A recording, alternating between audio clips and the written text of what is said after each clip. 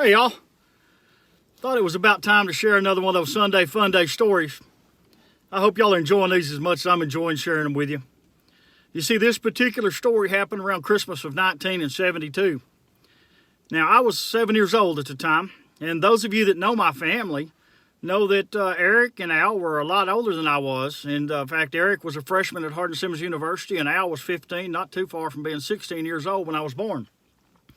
So this particular Christmas, I was 7 years old. And both of my brothers were already married at the time. Eric and Joyce had been married for a while, and Al and Phyllis had gotten married fairly recently. And so the women folk in this decided that the Lovells were going to have a formal Christmas dinner this time.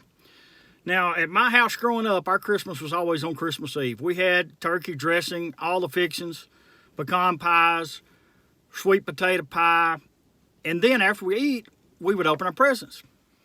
Well, being 7, I didn't have much say in the deal, but the men folk agreed that, yeah, we'll have a formal Christmas dinner on one condition. You see, I grew up in a family of hunters. When I was old enough to walk, I was on the shirt tails of Eric and Al going hunting. And this particular Christmas Eve was not going to be any different. We were going to go deer hunting before we had our formal Christmas dinner. And so this time, normally we load up in Daddy's pickup, but it was only an old single cab Chevrolet, but we didn't have seatbelt laws back then. So normally I'd pile in one of the brothers' laps when we'd go hunting. But this particular time, we decided we were going to take Eric's old brown Malibu for some reason, because it had been raining. So it wasn't really a great idea. But we went hunting, and sure enough, as it would be, Daddy kills a deer that evening just as far away from the car as he possibly can.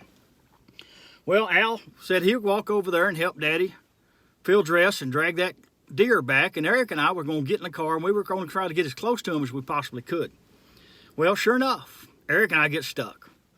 Now, being 7, I wasn't much help with Eric getting stuck, or getting him unstuck anyway. My was more concerned was the fact that I'm 7 years old, and I'm stuck out in this middle of this deer lease, and I'm afraid Santa Claus is going to miss me. And so I'm about in tears over this whole deal, and we're getting mud all over us trying to get that car unstuck.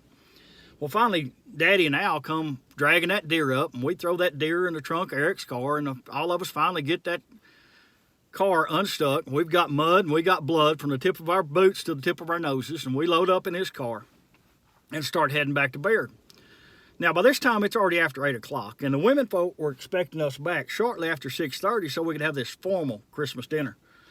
And we met Phyllis and Joyce in Al's old pickup about Highway 36 there in 283 crossing. They were already in their long formal dresses ready for Christmas dinner and was concerned about us because we're already about an hour and a half late.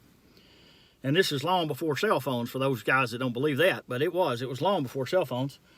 And so they followed us on back to the house, and we get out with, like I said, mud, blood, all the way from the tip of our boots to the tip of our noses.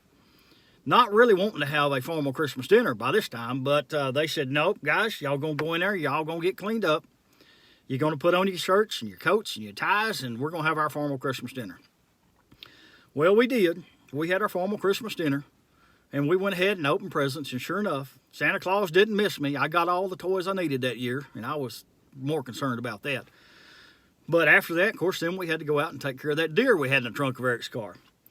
But that was the one and the only formal Christmas dinner that ever occurred at the Lovell house.